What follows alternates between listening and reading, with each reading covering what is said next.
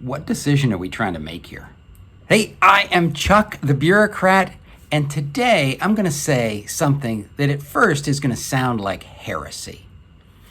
You see, in the Pentagon, there is no such thing as an information brief.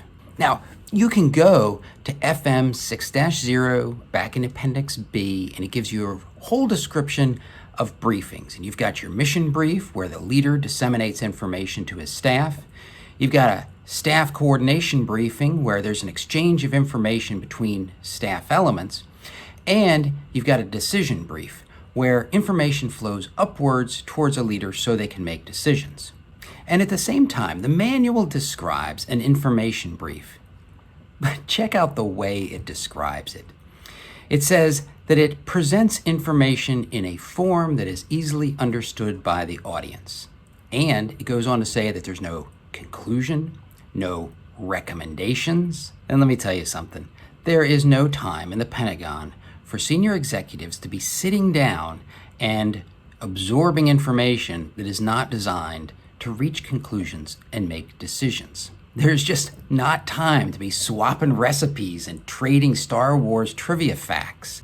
And what that means is, if you're in a briefing, you're in a decision briefing. Now, it might not be a decision that you or your boss has to make.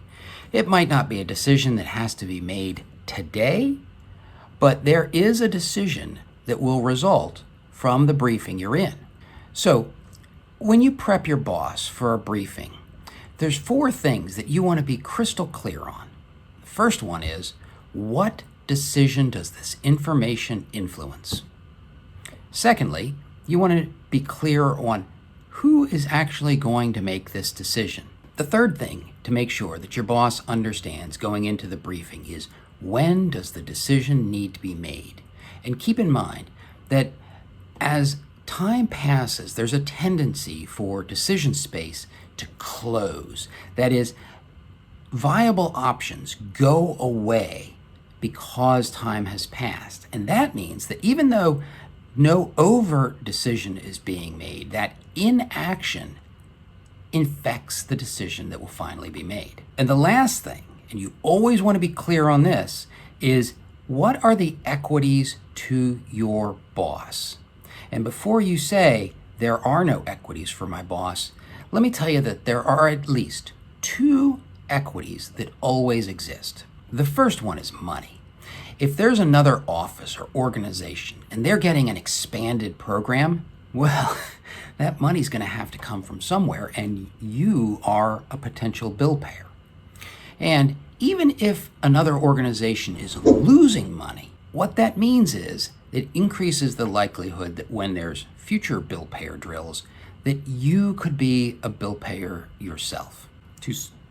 That was too cynical? The second equity that exists all the time is your boss's relationship with his peers and those above him. So as he goes into a brief, there's a question of, is there an opportunity to build an alliance with somebody else? Is he going to play nice? Is he going to fight a losing battle?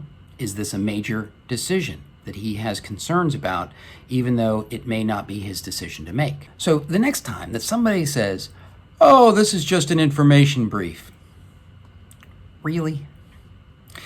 Is it that they don't understand something, or are they trying to hide something from you?